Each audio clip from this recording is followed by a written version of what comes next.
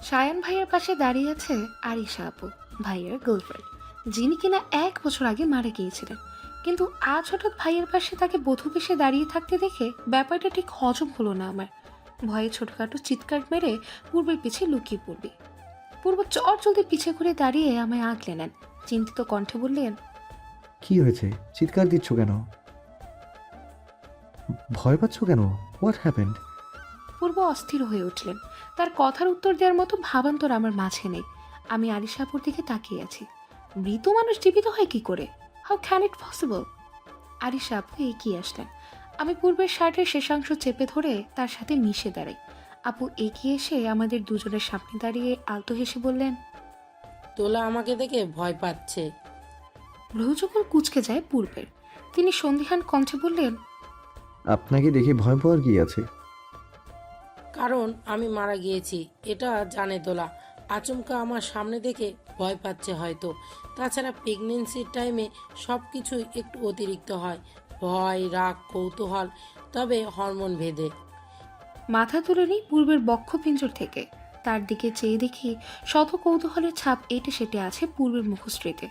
আরিশা আপু আলতো হাত আমার গালে রাখলেন, ধীর কণ্ঠে বললেন, ভয় পেও না দোলা, আমি মারা যাইনি। আব্বু আম্মু মিথ্যা কথা বলেছে তোমাদের। রিজনটা ছিল তারা চায়নি আমি সায়ানকে বিয়ে করি, ওর সাথে কোনো সম্পর্ক রাখি। আব্বু আম্মু সায়ানকে পছন্দ ছিল না, কিন্তু আমি তো ভালোবাসতাম সায়ানকে, মানিনি তাদের কথা। তাই তারা আমায় নিয়ে সিলেটে চলে যান। যার আগে এমন একটা নাটক সাজিয়ে রেখে যান যাতে সবাই মনে করে আমি মারা গিয়েছিলাম।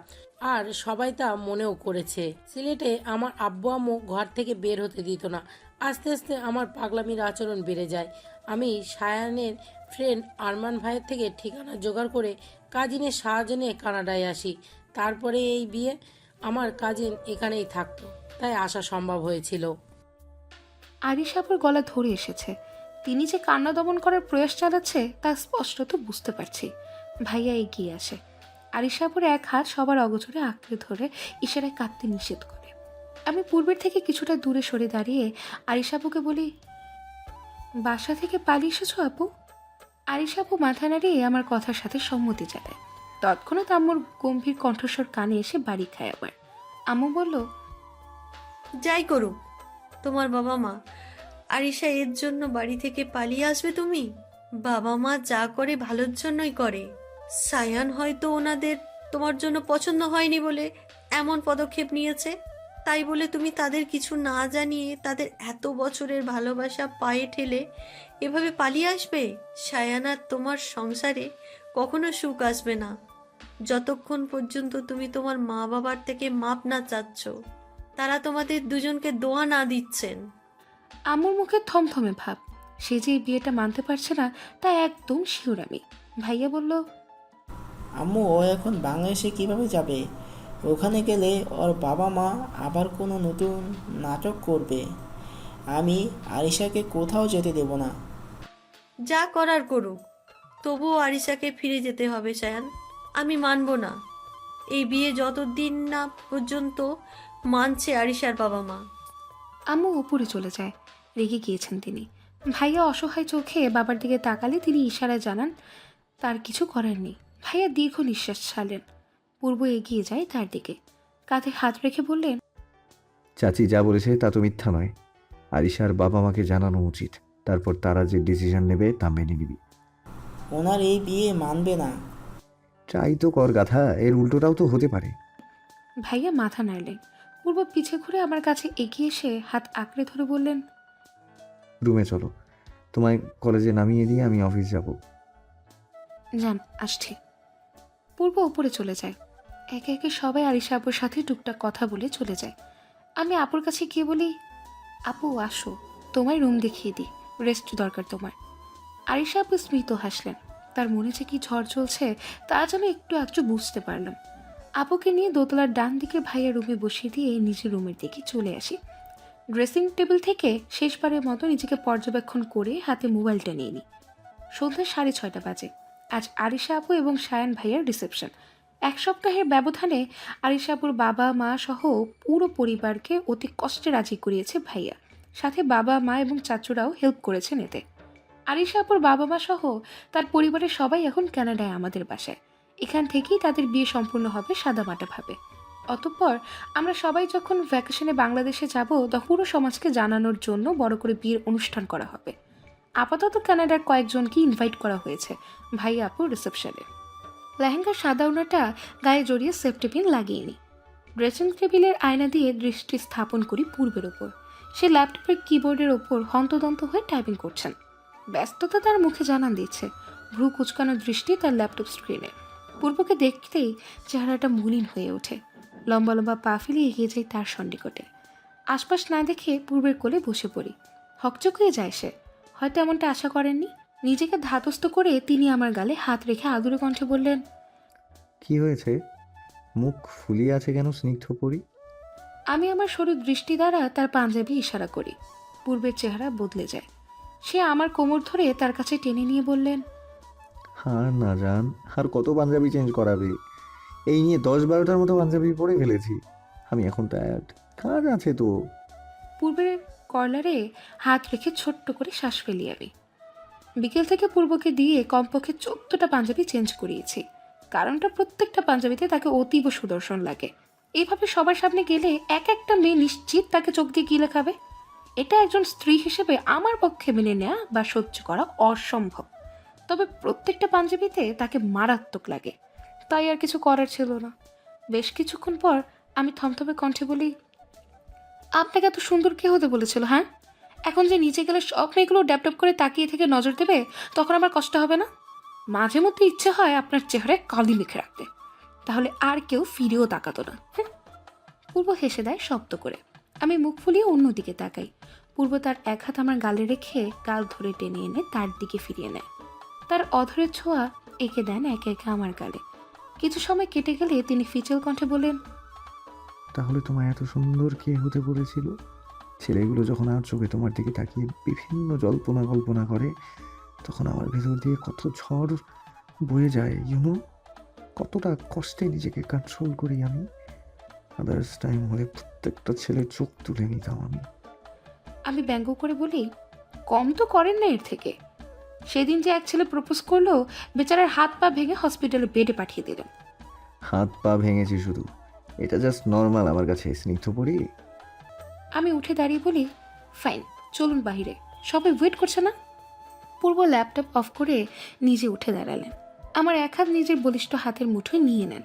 খানিকটা ঝুঁকে ফিসফিস করে কানের কাছে কিছু বলাতে আমি লজ্জায় লাল নীল হয়ে যাই। হাত দিয়ে তাকে ঠেলে দূরে সরিয়ে বলি, অসভ্য, অশ্লীল লোক। পূর্ব ফিক করে হেসে দেন।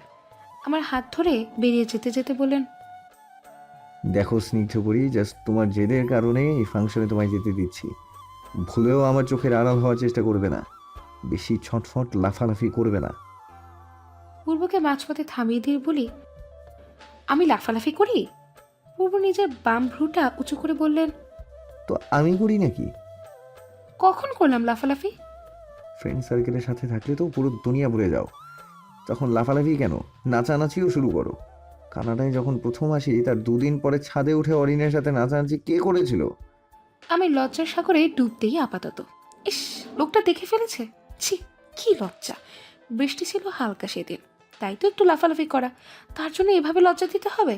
বদলোক। মনে মনে আমাকে বকা দেওয়া শেষ? তাহলে থামো এবার। আমি কিন্তু তোমায় লজ্জা দিচ্ছি না। সেদিন যেভাবে নেচেছিলে আমার সামনে তো একদিনও করনি। এবার মনে থাকবে কি বলেছি? নিচে গিয়ে চুপচাপ বসে থাকবে। বিস্ফোরিত নয়নে তার দিকে দৃষ্টিপাত স্থাপন করি। ইনি কি অন্তর্যামী হয়ে গেল নাকি? মাই গড, সর্বনাশ, তাহলে বিশাল সর্বনাশ। হাতের মুঠো শক্ত হলো। ঝুঁকে নিচু হলেন ফের পূর্ব। ফিসফিস করে কানের কাছে তার অধৈর্যগুলো এনে বললেন, আমি অন্তর্যামী না স্নিগ্ধ পড়ি। তোমার চেহারার রিয়াকশানই বলে দিচ্ছিল আবার তুমি মনে মনে কি বলছিলে।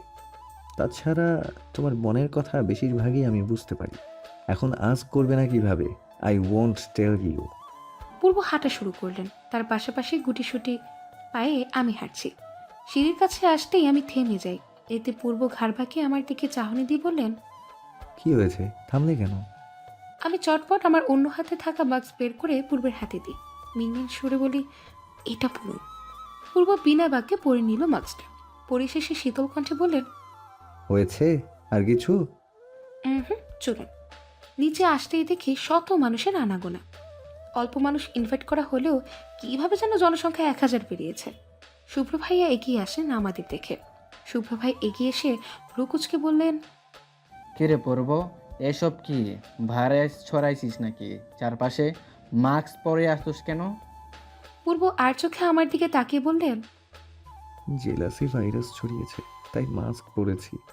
শুভ্র ভাইয়া হতভম্ব হয়ে বললেন, কে কি কস এসব? জেলাসি ভাইরাস আবার কি জিনিস? পাগল হয়ে গেছো? পূর্ব জবাব দিতে নেবেন তৎক্ষণাৎ আমি আম্মুর কাছে যাব বলে কেটে পড়ি তাদের দুজনের মধ্য হতে। Jealousy virus, like seriously? হাসি পাচ্ছে প্রচুর, তবে আশেপাশে মানুষ অনেক। এভাবে হুট করে হেসে দিলে তারা নিশ্চিত আমাকে পাগল ট্যাগ দিতে 1 মিনিটও লেট করবে না। স্টেজে বসে আছি আরিশা আপুর সাথে। আপুর সাথে অনেক আগে থেকে একটা স্ট্রং রিলেশন আছে। তাকে আমি নিজের ভাইয়ের বউ থেকে বেশিরভাগ বোন হিসেবে দেখি। অদূরে পূর্ব দাঁড়িয়ে আছেন। অপ্র ভাইয়া, শুভ্র ভাইয়া এবং তার বন্ধু মহলের সাথে কথা বলছেন। আর চোখে কত হাজারবার আমার দিকে তাকিয়েছিলেন তার হিসাব আমি করতে পারিনি। যখনই আশেপাশে তাকাতাম তখনই পূর্বের দৃষ্টি আমার উপর থাকতো। হঠাৎ তিনি এগিয়ে আসলেন আমার দিকে দ্রুত গতিতে। কাছে দাঁড়িয়ে নিচু হয়ে ঝুঁকে বললেন, আমি একটু বাইরে যাচ্ছি স্নিগ্ধপরি, নিজের খেয়াল রেখো। একটু পর রুমে চলে যাবে। আমি যাব আর আসবো। কই যাচ্ছেন? একটু কাজ আছে, অফিসে যাব। আচ্ছা, তাড়াতাড়ি ফিরবেন। পূর্ব সবার দৃষ্টি এড়িয়ে আমার মাথায় শব্দ করে চুমু খেয়ে চলে যান। লজ্জায় নতজানু হয়ে বসে আছি আমি। ইস, লোকটা এত নির্লজ্জ কেন? কিছু সময় বাদে একটা ছোট্ট বাচ্চা এসে বলল, আপু, তোমায় সাদে কেউ ডাকছে। কে ডাকছে বাবু? জানি না, তোমায় যেতে বলেছে তাড়াতাড়ি। আরিশা আপুকে বলে চলে আসি ছাদে। কে ডাকছে? তাও আবার ছাদে এই সময়ে? ছাদে আসতে দেখি রেলিং ধরে কেউ দাঁড়ানো। পেছন থেকে অবয়ব দেখে বোঝা যাচ্ছে সে একজন ছেলে। আমি উঁচু কণ্ঠে বলি, এক্সকিউজ মি, কে আপনি? পিছে ঘুরল সে। আটকে উঠে 2 কদম পিছে চলে যায়। আমি কাপা কণ্ঠে বলি, অদ্রিন। ঘুটঘুটে আধারে ছেয়ে আছে ছাদ। আকাশ আজ কালো কুচকুচে রূপ ধারণ করেছে। অমাবস্যার ধাপ চলাতে বিরাট চাঁদের দেখা আজ এই আকাশে নেই। ছাদের কৃত্রিম আলোর মধ্য দিয়ে অদ্রিনের হিংস্র চাহনি স্পষ্ট রূপে ফুটে উঠেছে। চোখ দুটো রক্তিম বর্ণের। শুকনো ঢোক গিলে গলা ভেজানোর প্রয়াস চালাতে ব্যর্থ হই আমি। অদ্রিনের চাহনি দেখে যা বোঝার বুঝে নেই আমি। চটজলদি ছাদ থেকে নেমে যাওয়ার জন্য পিছু ঘুরে দরজায় হাত দিতেই স্তব্ধতা ঘিরে ধরে আমায়। দরজা বাহির থেকে বন্ধ করা। চোখ দুটোতে তৎক্ষণাৎ পানি এসে জমেছে। এক হাত চলে যায় পেটের ওপর। অজানা ভয়ে আতঙ্ক দলা পাখি একসাথে ঝাপটে ধরেছে যেন। হাতে হ্যাচকা টান অনুভূত হওয়ায় পিছু ঘুরি।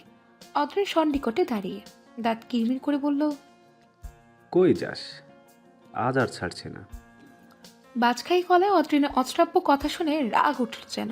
যেই হাতটা অদ্রিন চেপে ধরেছিল সেটা ঝাড়া মেরে ছাড়িয়ে নিয়ে কাটকাট কণ্ঠে বলি, ভদ্র ভাষায় কথা বলুন। আপনি এখানে কি করছেন? জেলে থাকার কথা তো আপনার, নাকি জেল থেকে পালিয়েছেন? অদ্রিন ফোঁসফোঁস করে বলল, এই অদ্রিনকে জেলে পাঠানো এত সোজা না। এতদিন বিন্দাস ছিলাম নিজের বাসায়। পুলিশের বাপও আমায় জেলে পাঠাতে পারেনি। তবে যাব, জেলে নয়, দরকার পড়লে মরে যাব। তার আগে তোকে শাস্তি দিয়ে যাব।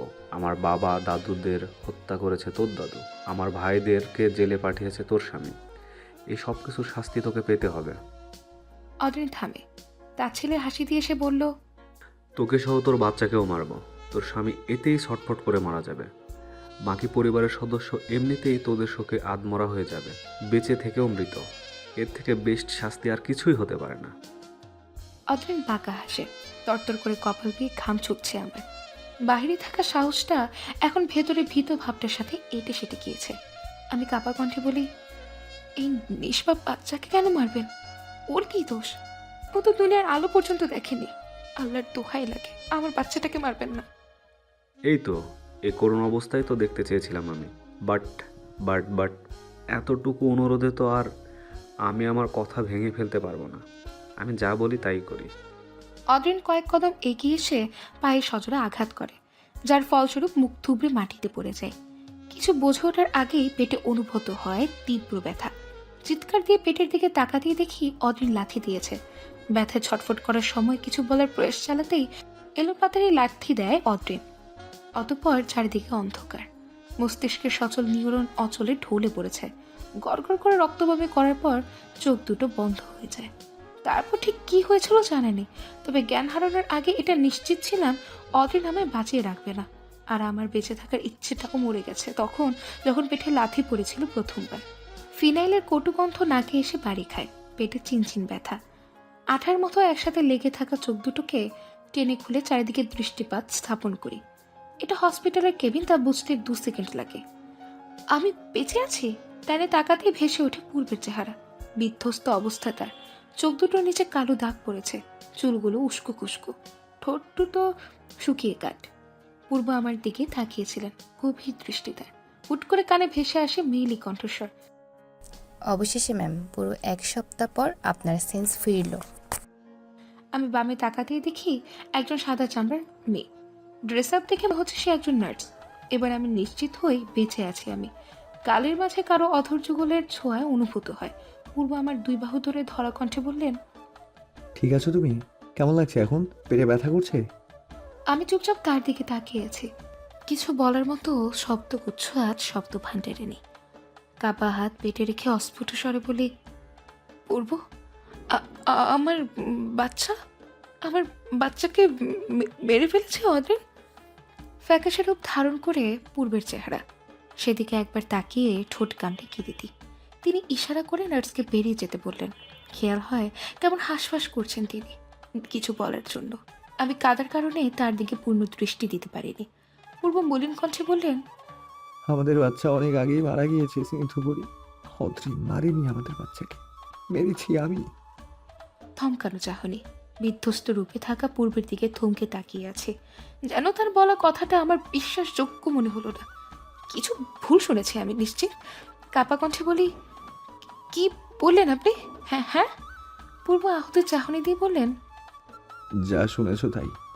আমাদের বাচ্চাটাকে আমি মেরেছি, বাধ্য ছিলাম আমি। হাতে সালানের ক্যানেলাটা উঠে বসে টান দিয়ে করে ফেলি। পূর্বের পরনে সেদিনে সাদা ধবধবে পাঞ্জাবিটা বহমান। পাঞ্জাবির কলার ধরে উত্তেজিত হয়ে বলি, কি সব বলছেন? অন্যের দোষ নিজের কাঁধে কেন নিচ্ছেন পূর্ব? পূর্বের ধ্যান আমার রক্তাক্ত হাতের দিকে। সে উদ্গ্রীব হয়ে চেয়ে আছেন। করুণ কণ্ঠে বললেন, আমি তোমায় খুলে বলছি, বাট তার আগে হাতে। একদম না, হাত থেকে রক্ত পড়ে বন্যা হয়ে যাক, আপনি আগে সবকিছু আমায় খুলে বলুন। আমার শক্ত কণ্ঠে বলা কথায় পূর্ব দমে যায় পুরোপুরিভাবে। তার অবস্থা নাজেহাল আমার হাত দিয়ে রক্ত পড়তে দেখে। তবে আমি যে আমার সিদ্ধান্ত থেকে নড়বড়ে হব না সেটাও তিনি জানেন। পূর্ব জিহ্বা দিয়ে ঠোঁট ভিজিয়ে বললেন, ডক্টরের কাছে চেক আপ করার কিছুদিন পর তিনি ফোন দিয়েছিলেন কিছু টেস্টের রিপোর্ট সম্পর্কিত কথা বলতে। সেদিন ডাক্তার বলেছিল যদি এই বাচ্চাটা হয় তাহলে তোমায় কোনোভাবেই বাঁচানো সম্ভব না। অতিরিক্ত রক্তক্ষরণ আপাতত তোমার শরীর নিতে পারবে না।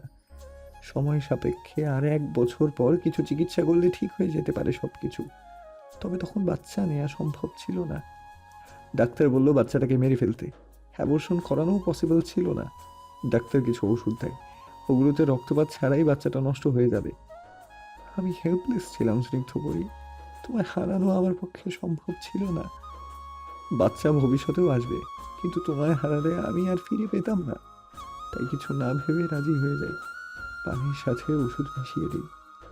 পূর্ব শ্বাস ছাড়ে লম্বা করে, অতঃপর ফের বললেন, মনে আছে তোমার গত পরশু রাতে পেট ব্যথা করছিল তোমার? বাচ্চা সেদিন মারা যায়, তাই একটু ব্যথা করছিল সেদিন। আমাদের বেবির বয়স খুব অল্প ছিল, তাই তোমার কষ্ট কম হয়েছে। বাট ট্রাস্ট মি স্নিগ্ধপরি, এসবে বাধ্য ছিলাম আমি। আমাদের বাচ্চা মারা যাওয়াতে আমিও কষ্ট আঘাত পেয়েছি প্রচুর, কিন্তু ওই যে পুরো দুনিয়া একদিকে আর তুমি একদিকে। তোমাকে হারালে আমি মারা যেতাম। ভেবেছিলাম আর কয়েকদিন পরেই তোমায় জানাবো এসব কথা, কিন্তু হঠাৎ রাগে দুঃখে নিজের রক্তাক্ত হাতটা গিয়ে পূর্বের গালে থাপ্পড় মারি। হিতাহিত জ্ঞান ফেলে 4-5টা থাপ্পড় একসঙ্গে বেড়ে দিয়ে কান্না করে দিই। পূর্বের অসহায় চাহনি। আমি কাঁদতে কাঁদতে বলি, আপনি একজন খুনি পূর্ব, নিজের সন্তানকে খুন করেছেন আপনি। আই হেট ইউ, বেরিয়ে যান। পূর্ব ধরা কণ্ঠে বললেন, স্নিগ্ধপরি আমার কথা। চলে যান পূর্ব, আল্লাহর দোহাই লাগে যান। আমি আপনার চেহারা দেখতে চাই না। আমি চাই না আমার বাচ্চার খুনিকে দেখতে। চলে যান, নয়তো উল্টাপাল্টা কিছু করে বসবো আমি। আমি যাচ্ছি, নিজে খেয়াল রেখো। পূর্ব উঠে দাঁড়িয়ে চারিদিকে দৃষ্টি না দিয়ে চলে যায়। তার চোখের অশ্রুকণা আমার দৃষ্টি এড়াতে পারেনি। বেটে শুয়ে পড়ি। বিষাক্ত কাটায় আজ হৃদয় মহল ছেয়ে আছে। এত কষ্ট কেন লাগছে? পূর্ব কি আমার একটিবার এসবের কথা জানাতে পারতেন না?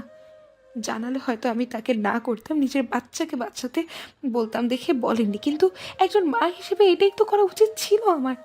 পূর্ব এতটা নিষ্ঠুর কিভাবে হলো? কিভাবে?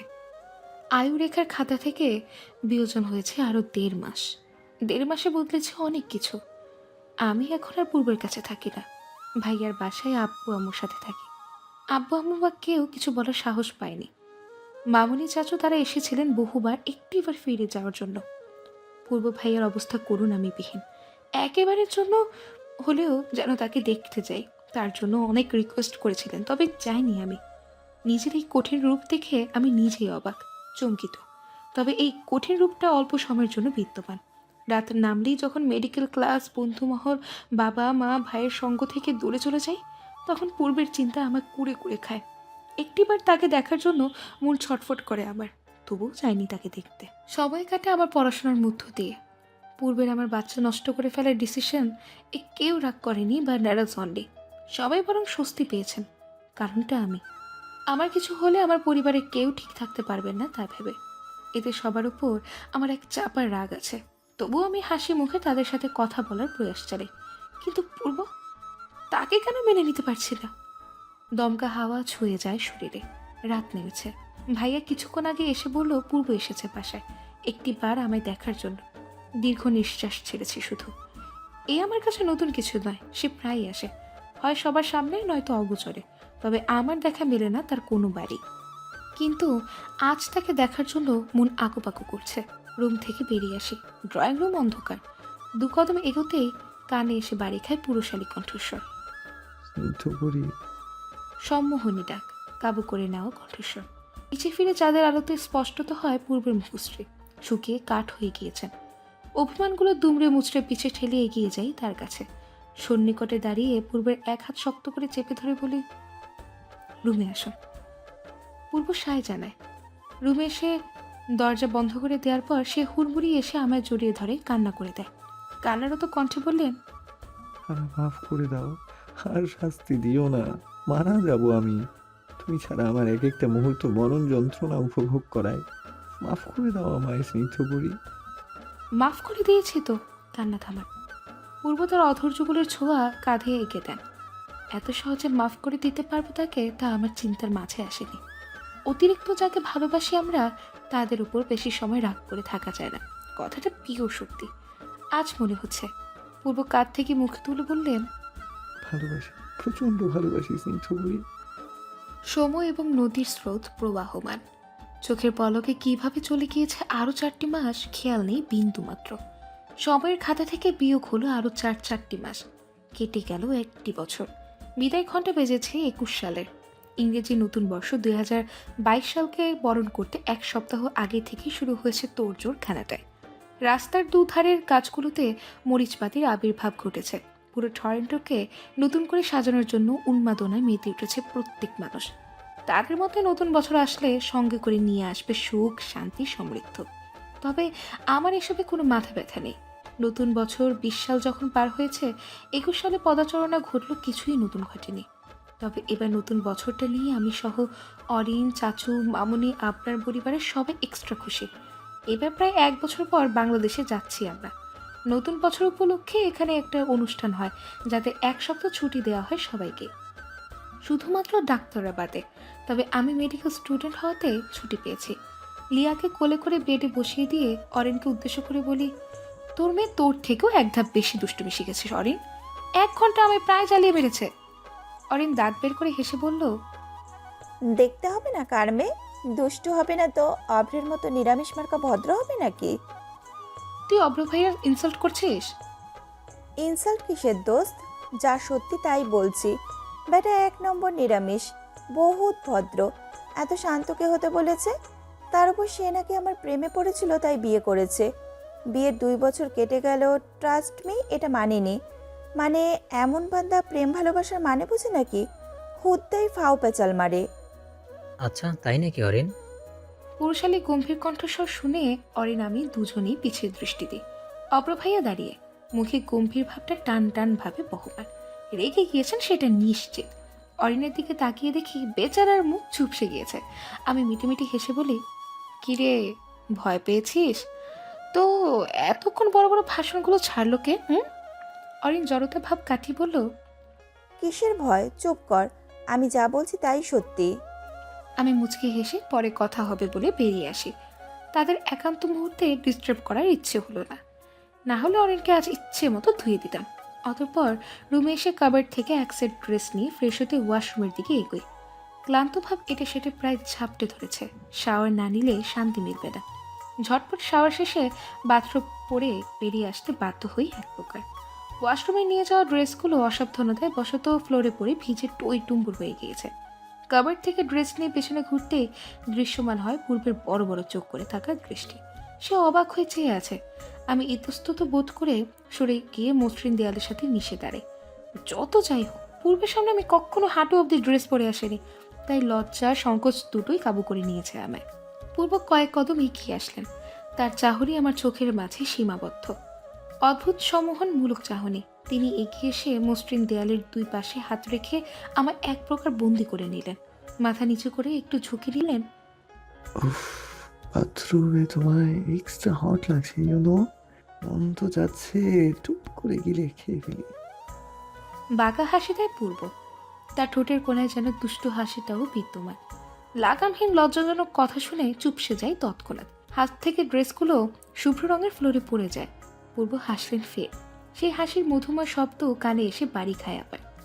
তিনি খানিকটা উবু হয়ে নিচ থেকে ড্রেসগুলো তুলে নিলেন। তার এক হাত আমার কোমরে রেখে কপালে কপাল ঠেকিয়ে নাকের ডগায় টুপ করে চুমু খান। ফিসফিসি করে বললেন, চেঞ্জ করে আসো, না হলে নিজেকে আর কন্ট্রোল করতে পারবো না। হাতের ড্রেসগুলো তিনি ধরিয়ে দিতেই দুই হাত দিয়ে তাকে ঠেলে দূরে সরিয়ে দিয়ে ওয়াশরুমে চলে যায়। বুকে হাত দিয়ে লম্বা কয়েক শ্বাস টেনে নিয়ে ক্ষান্ত হই। অস্বস্তি, লজ্জা সব একসাথে চেপে ধরেছে। পূর্বকে লজ্জা দেওয়ার জন্য লজ্জাহীন ব্যক্তি অ্যাওয়ার্ড দেওয়া উচিত। একটা বজ্জা। পরিপাটি হয়ে ওয়াশরুম থেকে বের হই। তবে তার আগে রুমে উকি ঝুঁকি দিয়ে খেয়াল করি পূর্ব আছে কিনা। তবে তিনি নেই রুমে। বরাবরের মতো ফোনে ব্যস্ত ব্যালকনিতে গিয়ে দীর্ঘশ্বাস ছেড়ে রুমে ঢুকি। এই লোক মেপে 24 ঘন্টায় ফোনের মাঝেই ব্যস্ত থাকেন। যখন আমি না ছিলাম, অপ্র ভাইয়াকে একবার বলতে শুনেছিলাম, আমি পূর্বের লাইফে আসার আগে তিনি কাজ ছাড়া বাড়তি কোনো টাইম ওয়েস্ট করতেন না। তবে আমি তার লাইফে আসার পর পরিবার সহ পুরো বন্ধু মহল থেকে শুরু করে সবার সাথে টাইম স্পেন্ড করেন। বেলকনিতে এসে দাঁড়াতেই পূর্বের দৃঢ় কণ্ঠ আসে বাজে। তিনি দাঁতে দাঁত চেপে বললেন, ওই কুত্তাটাকে কারেন্টের শক দাও আপাতত, আমি আসছি। টুকরো টুকরো করে কাটবো আজকে ওই অত্রিনকে। ফোন কেটে দিয়ে দেলে ঘুষি দেয় পূর্ব। আমি আটকে উঠে চটপট তার সামনে এগিয়ে আসি। তার আহত হাতটা আঁকড়ে ধরতে তিনি হকচকিয়ে তাকান। আমতা করে বললেন, কখন এসেছো? যখন আপনি অদ্রিনকে টুকরো টুকরো করার প্ল্যানিং করছিলেন। ও। পূর্ব এবার নিজের হাত থেকে তাকায়। বেশি আঘাত লাগেনি। চুলের পানিতে ভিজে যাওয়া আমার ওড়নার একাংশ দিয়ে তার আহত হাতটা আলতো করে মুছে দিই। অতঃপর পূর্বের চোখের দিকে গভীর দৃষ্টি মিলে বলি, নিজের হাত রক্তাক্ত করার কি দরকার পূর্ব? ওকে আইনের হাতে ছেড়ে দাও না। এসব খুন করা থেকে দূরে থাকো প্লিজ। পূর্ব ভ্রু কিঞ্চিত কুচকে নিয়ে ঠোঁটের কোণায় মৃদু হাসি রেখা টেনে বললেন, খুন কোথায় করি? যার প্রাপ্য যে সাজা তাই তো দিই। আইনের কাছে হস্তান্তর করব? তাহলে আমি কে? আমি যে গোয়েন্দা বিভাগের সিনিয়র অফিসার, ভুলে গিয়েছো? আমি কাট কণ্ঠে বলি, আপনি আজই রিজাইন লেটার দিয়ে আসবেন। আমার কথাই লাস্ট পূর্ব, আজই। এসবের মাঝে আর জড়াবেন না প্লিজ, অ্যাটলিস্ট আমার জন্য। এত রিকোয়েস্ট করার কিচ্ছু নেই। তুমি একবার আমায় ভালোবাসা শুরু বলেই দেখো, আমি মানবো তো। আজ রিজাইন লেটার দিয়ে আসবো, তবে আগে অত্রিনকে নিজ হাতে মেরে, যার শরীরে আমি ফুলের স্পর্শও লাগতে দেই না, তাকে অদ্রিন আঘাত করেছে লাথি মেরে। এত সহজে কি করে ছেড়ে দিই? পূর্ব কপালে 2-3টে চুমু খেয়ে চলে যায় চটচলতে। সেদিক পানে তাকিয়ে আমার দীর্ঘ নিঃশ্বাস ত্যাগ করা ছাড়া আর কিছুই করার নেই। তবে আজ আমি চাই, মনে প্রাণে চাই অদ্রিনের কঠিন শাস্তি হোক, কঠিনতর থেকে কঠিন। আবরার মঞ্জিলে আমার আগমন ঘটেছে আজ 4 দিন হলো। পুরো বাড়িতে আজ উৎসব মুখর পরিবেশ। আজ রাতে 31st নাইট উপলক্ষে বেশ আয়োজন করা হয়েছে প্রথমবারের মতো আবরার মঞ্জিলে। এর আগে এসবে কখনো কেউ বিন্দু মাত্র আগ্রহ দেখায়নি। তবে এবারে আলাদা খুশি হতে সবাই 31st নাইট সেলিব্রেট করার চিন্তা করছে। কাঁচা ঘুমের রেস্টটা হুট করে কেটে যায়। বদ্ধ চোখ যুগল টেনে খুলে সামনে তাকাই। পূর্বের ঘুমন্ত চেহারা সব আলসেমি এবং ঘুম ঘুম ভাব সব কাটিয়ে দিয়েছে প্রায়। সবাই বলে ঘুমন্ত অবস্থায় নারীদের সব থেকে সুন্দর লাগে, তবে আমার যে উল্টোটা মনে হচ্ছে, পূর্বকে ঘুমন্ত অবস্থায় আরো অতীব সুদর্শন লাগে, যা না দেখলে বোঝা যাবে না। বেড হাতড়ে হাতড়ে ফোন হাতে নিয়ে ঝটফট 3-4টা ছবি তুলে নিই তার। পরিশেষে ফোনটা পাশে রেখে দিয়ে পূর্বের গালে সতর্পণে দুটো চুমু খেয়ে উঠে বসি। নিজের কমে আমি নিজেই লজ্জিত। বেড থেকে নেমে যেতে নিলে কিছু ফালি কণ্ঠস্বর শুনে ফ্রিজড হয়ে যায় মুহূর্তে। কোথায় যাচ্ছ স্নিগ্ধ বুড়ি? আমায় ঘুমন্ত অবস্থায় চুমু খেয়ে আমার পাওনা না বুঝিয়েই চলে যাচ্ছ? নট ফেয়ার জান। Come to me, I want to kiss your lips. Bed থেকে নামানো পা যুগল ফ্রিজড হয়ে গিয়েছি ইতিমধ্যে। ইস, লোকটা বুঝে ফেলেছে। মাই গড, কি লজ্জা! চোখ বন্ধ করে ঠোঁট কামড়ে কিছু ভাবতে নিব, অনুভূত হয়ে ঘাড়ে চিনচিন ব্যথা। তড়িৎ বেগে চোখ খুলতে দৃশ্যমান হয় পূর্বকে। সে আমার ঘাড়ে মুখ চুপিয়ে রেখেছে। এক হাত দিয়ে তাকে ধাক্কা দিয়ে বলি, আউচ! পূর্ব, কামড় দিয়েছেন কেন? কামড় কোথায় দিচ্ছি? এটা লাভ বাইট।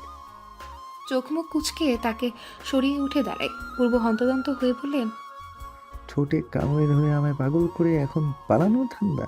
নো ওয়ে, কাছে আসো ফার্স্ট। ডান হাতের কবজি ধরে টান মেরে তিনি আমায় নিজের উপর ফেলে দেন। হতবিহ্বল হয়ে বলি, প্রবলেম কি? এমন করছেন কেন? শুনুন। আগে চুমু খাবো, তারপর। অতঃপর আর কি? পূর্ব ব্যস্ত হয়ে বলে নিজের কার্যসিদ্ধিতে। আমার অষ্টদয় নিজের অধর যুগলের মাঝে বন্দি করে নিলে। প্রথমে কৃত্রিম রাগ দেখালেও তার স্পর্শ সেই কৃত্রিম রাগটাকেও মাটি করে পানি দিয়ে ধুল ফেলল মুহূর্তে। আধারের ধাপ চলছে, চারিদিক থেকে ফুলের গন্ধে মৌ মৌ করছে। কালো রঙের চারিপাশটা ঢেকে থাকার হলেও চারপাশে এখন চলছে কৃত্রিম আলোর অধ্যায়। আপনার মঞ্জিলে নতুন বছরের উপলক্ষে বড় চাচা পার্টি থ্রো করেছে। প্রথমত অরিনের 3 বেবির জন্য এবং দ্বিতীয়ত সায়ন ভাইয়ের বিয়ে হয়েছে তা জানাতে। তৃতীয়ত কারণটা আপাতত আমি আর চাচ্চু জানি মাত্র, বাকি কাউকে জানানো হয়নি, একটু পর বলা হবে। এবার সবার কৌতূহলের শেষ নেই।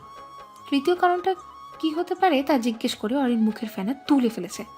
আমি বড় চাচা শুধু হেসেছি, কিন্তু পূর্ব, দ্য রোমান্টিক ম্যান, সবার কাছে গম্ভীর। সে তৃতীয় কারণটার প্রতি ইন্টারেস্ট দেখাইনি একদম। রাত 11:15। আমার সেই অতি পছন্দের নদীর পাড়ে এসে থেমেছে 5টা গাড়ি। একটাতে আমি আর পূর্ব, দ্বিতীয়টাতে অভ্র ভাইয়া এবং অরিন, তৃতীয়টায় শায়ান ভাই এবং আরিশা আপু, চতুর্থটায় আদ্রাফ এবং জান্নাত এবং সব শেষেরটায় দ্য সিঙ্গল ম্যান নীরব। সবাই কাপল হিসেবে এসেছে, যার কারণবশত নীরব একা। বেচারার মুখ দেখলে কষ্ট লাগে। আদ্রিনার সাথে ব্রেকআপ হয়ে গিয়েছে ওর। সবাই গাড়ি থেকে নেমে নদীর পাশে থামানো নৌকা চড়ে বসি। মাঝি নৌকা চালিয়ে মাঝখানে এসে পড়ে। নৌকার চারিপাশে প্রদীপ জ্বালিয়ে রাখা আছে, গোলাপের পাপড়ি সহ অন্যান্য ফুলের বাহার। একদম কর্নারে রাখা আছে ফানুস। সবার নৌকা একইভাবে সাজানো হলেও আমার এবং পূর্বের নৌকাটি একটু আলাদাভাবে সাজানো। চারিদিকে দৃষ্টি দিয়ে সৌন্দর্য বিলাস সময়ে পূর্ব কানে কাছে ফিসফিস করে বললেন, রেডি? কয়টা বাজে? 11:59। হাতে ফানুস নিয়ে চোখ বন্ধ করে সবে ছোট্ট করে একটা উইশ করে। অতঃপর সবশেষে হাত থেকে ফানুসটা ছেড়ে দেয়। সশব্দে সবাই একসাথে বলে উঠল, হ্যাপি নিউ ইয়ার, ওয়েলকাম 2022। পূর্বসহ সবার দৃষ্টি আকাশে। আমি হঠাৎ পূর্বের এক হাত আমার পেটে আলতো করে রাখি।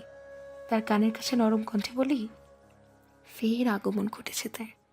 আমাদের বাচ্চাটা আবার ফিরে আসছে আমাদের কাছে। পূর্ব স্তব্ধ দৃষ্টি পূর্বের, থমকে তাকিয়ে আছে তিনি।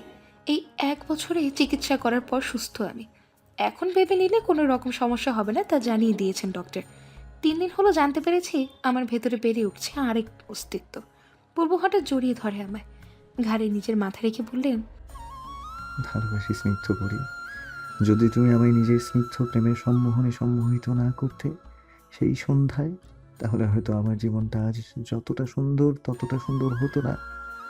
আল্লাহ তাআলার কাছে অনেক শুকরিয়া, তিনি আমায় তোমাকে দিয়েছেন। ভালোবাসি। পূর্ব আমার জীবনের এক বিশাল প্রাপ্তি। একজন মানুষ নিজেকে ছাড়া অন্য কাউকে এতটা কিভাবে ভালোবাসতে পারে তা আমি পূর্বকে দেখে বুঝেছি, শিখেছি এবং বিশ্বাস করেছি। আমি চেষ্টা করি পূর্বকে তার মতো করে তার থেকেও বেশি ভালোবাসতে। তবে এটা হয়তো হবার নয়, পূর্বের মতো করে তাকে আদৌ ভালোবাসতে পারবো কিনা সন্দেহ। কত কিছু সহন করেও তিনি বিনা শর্তে অতি গভীরভাবে আমায় ভালোবাসেন। অহনের সাথে রিলেশনে ছিলাম এটা পূর্ব জানতেন 100% নিশ্চিত আমি। কিন্তু কেন আমায় তিনি কিছু বলেননি এ নিয়ে অনেকবার প্রশ্ন করেছি। পূর্ব প্রতিবার রহস্যময় হাসি দিয়ে বলেছেন, কিছু কথা না হয় গোপনই থাক, ব্যাস, আর জানা হয়নি কিছু। পূর্ব বলেননি, আমিও আর জানতে চাইনি। দরকার কি অযথা অধিক টেনে? পূর্বের বুকে মাথা রেখে চুপ হয়ে যায়। ধুকধুক শব্দ কানে প্রতিফলিত হচ্ছে। মন বলছে সময়টা 1000 বছরের জন্য থেমে যাক এখানে, থেমে যাক। আমি নরম কণ্ঠে বলি, ভালোবাসি আমিও। পূর্ব তার বলিষ্ঠ এক হাত আমার পেটে রাখেন, অন্য হাত গুলিয়ে দেন পিঠে। মাথায় আলতো করে চুমু খেয়ে চোখ বন্ধ করে নেন। স্নিগ্ধ কিছু মুহূর্ত থাক না উপভোগ্য হয়ে সমাপ্ত।